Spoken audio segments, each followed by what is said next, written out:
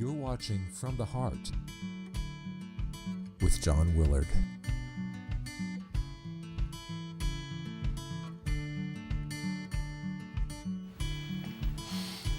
Hi friends, John Willard here, the gentleman poet, storyteller, and NACA contributor. Back for another show and more bone-chilling truth. Friends, this show, Tender Intuitions, is very different. Welcome to autumn. The hot apple cider I hold in my hands tantalizes the senses. The scent of apples, mingling with cinnamon in the air, is just about everywhere I go. Inside our house, the season's first real pot of soup is simmering. As the vegetables from summer's harvest mix with the fresh herbs and spices, life gets even better. Next week will be chili on the stove, and stew the week after that. The trip down memory lane includes fairs and festivals. I can see the red and caramel candied apples on display. Oh. All the scents of fall bring pleasure. From the crackling wood fire to the cool Ozark air. How nice. As sunrise breaks into daylight, I smile. One more sip of apple cider, and my day will begin. I'm glad to have had these moments. I'm thankful for the peace of this morning. Let me share this poem, Autumn at Grandma's. What a perfect time. My grandma one time told me that she thought when she was small, having family together was just about the nicest day of all. Her father hitched the horses to the wagon and through the snow. Around the hill, across the brook, out to the farm they'd go. Uncles, aunts, and cousins who had come from miles and miles were welcomed by her grandma's hugs and spicy smells and smiles. They gathered around the table, and her grandpa bowed his head and said a blessing soft and low. And this is what he said. We thank thee for this food, the chance to meet again, and for our friends and loved ones, bless them each and all. Amen. I sit and listen quietly until her story's through. And then I say, I'm thankful for a grandma just like you. Friends, this is a young mother talking to her baby boy. With tender intuitions, I hold you in my arms, young prince. You sleep in sweet peace.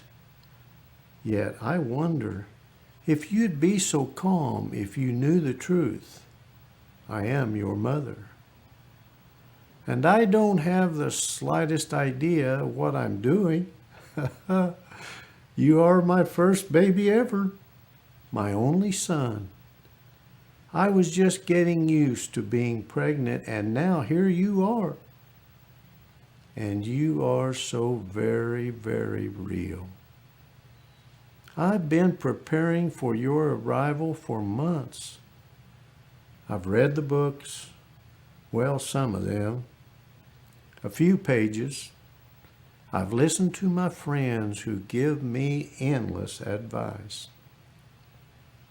You're my baby, and they don't know a thing about you, but I do. I know about all the way you kick and wiggle. I've already memorized the way you smell like a fresh from the earth's daffodil. I know the way your lower lip quivers when you're about to cry. And I know that your wispy hair is the most luxuriously soft thing that has ever touched my cheek.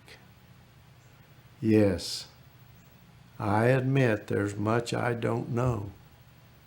In the hospital, I had to be instructed on how to nurse you. Yesterday, my mother showed me how to bathe you in the sink. I don't have a clue how to clear up diaper rash. I get queasy at the sight of blood. I don't sew. And you might as well know right up that wiggly teeth give me the heebie-jeebies. However, I am very good at baking cookies. I know how to make indoor tents on rainy days. I know how to laugh and how to make you laugh.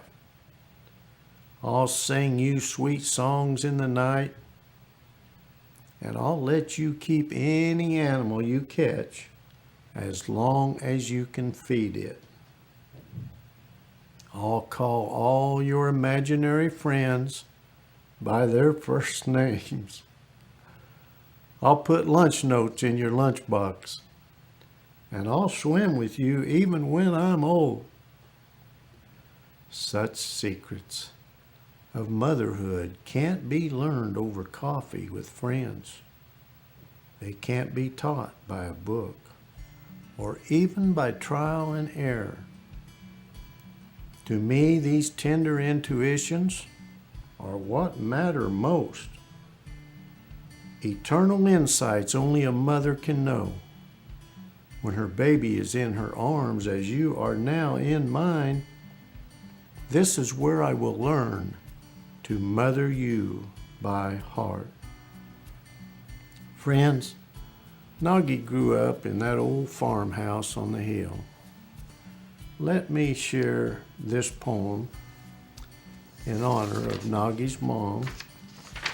It's titled A Mother's Call, and it seems so appropriate about mothers and their children. I think of the times as night draws nigh, of an old farmhouse on the hill, of a yard all wide and blossom starred, where the children played at will. And when deep night at last came down, hushing the merry din, Mother would look all around and ask, "Are all the children in?"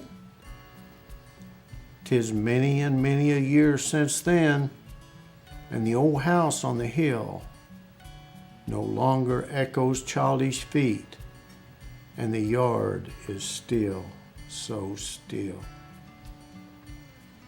But I see it all as the shadows creep, and though many the years have been, since then I can hear my mother ask, "Are all the children in?" I wonder if, when the shadows fall on the last short earthly day, when we say goodbye to the world outside, all tired of our childish play, when we meet our friends again who have died and saved from sin, will Mother call from the old house and ask, "Are all the children in?" Friends, many things will catch your eye, but only a few will catch your heart. Pursue those. Friends, I'm out of time. Remember, Noggy always said, when you're good to others, you are best to yourself. You can reach me on Twitter at JohnWillard47. And if you want me to come to your event, well, I still have Cora May and Bubba. And you remember those sweet dogs. You know how that is. Remember, it's not what we gain, but what we give that measures the worth of the life we live. Until next time, friends.